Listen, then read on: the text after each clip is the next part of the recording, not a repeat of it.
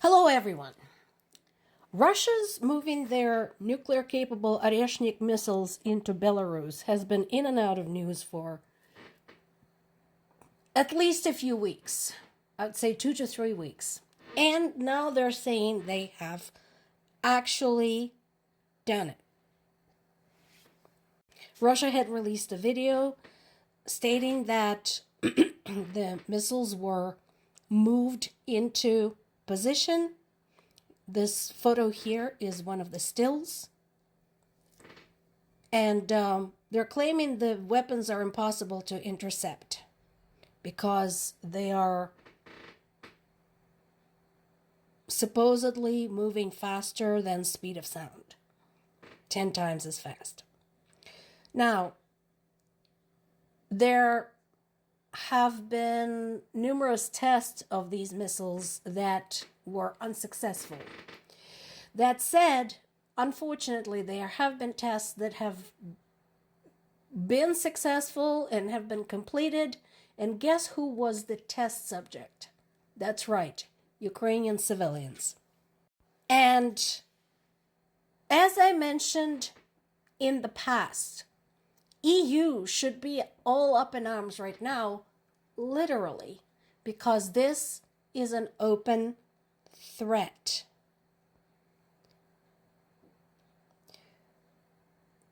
These missiles have the range of over 3,000 miles, which means they can get anywhere in Europe or the United States West Coast from Russian territory. This should not make anyone feel warm and fuzzy. And just to demonstrate, for starters, so this is Belarus. In addition to its borders with Russia, it has a southern border with Ukraine. It has a northern border with Latvia, northwestern border with Lithuania, and the western border with Poland. So right there, we have 3 EU members, 3 NATO members that share borders with Belarus. How much clearer does this have to be, folks? And to demonstrate something else, this is what it does when it hits something. Don't take my word for it. Look up Russia's use of Oreshnik missiles against Ukraine and pull up the images. Go right ahead. Fact check me. This is what happens. Do you really want this in your neighborhood? And how do you feel about the country who is prepared to put this in your neighborhood? Do tell, because I really want to know. Meanwhile, the discussion continues of the alleged attack of Ukrainian military on Putin's residence in Novgorod.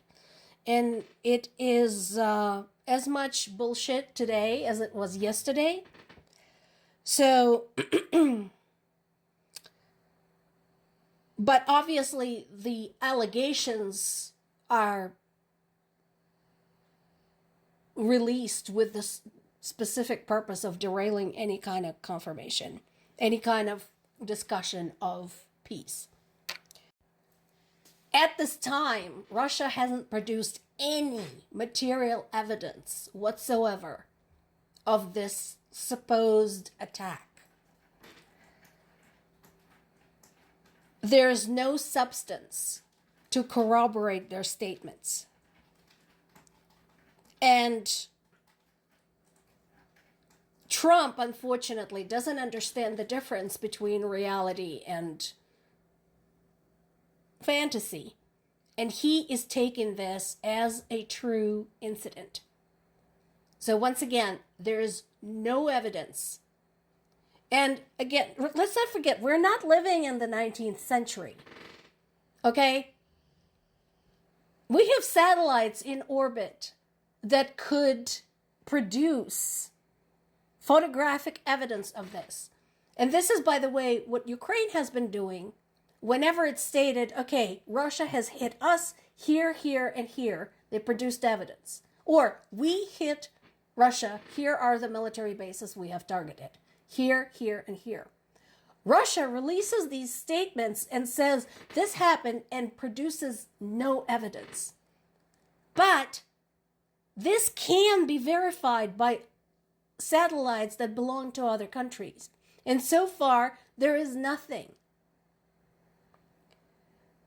So the White House is not commenting on this. They're not, condemning Russia for lying, especially at this stage of the conversation. But nobody should be surprised. Now, there is this article, it's good, it's a good summary, on the BBC website talking about what they're describing as the thorny issues that threaten to derail a Russia-Ukraine peace deal.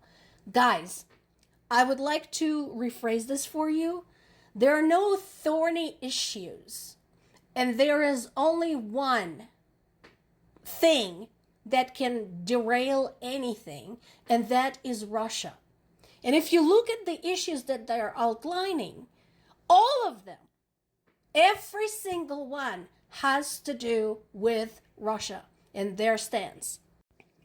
Ukraine's industrial regions, and that includes not just the Donbass, but also Zaporizhia, because they want Zaporizhia too. Russia wants to get its grubby little hands on Ukraine's biggest industrial enterprises. Again, that is a problem that has to do with Russia. Why should Ukraine surrender its metallurgy to Russia? Zaporizhia nuclear power plant, we have talked about it many, many times, and the issues that exist because of Russian occupation. Again, what right have they to have it? They didn't build it, they didn't maintain it, they didn't do anything, they just want to take it. Again, that problem has everything to do with Russia. Lack of mutual trust despite positive rhetoric. That gave me a chuckle.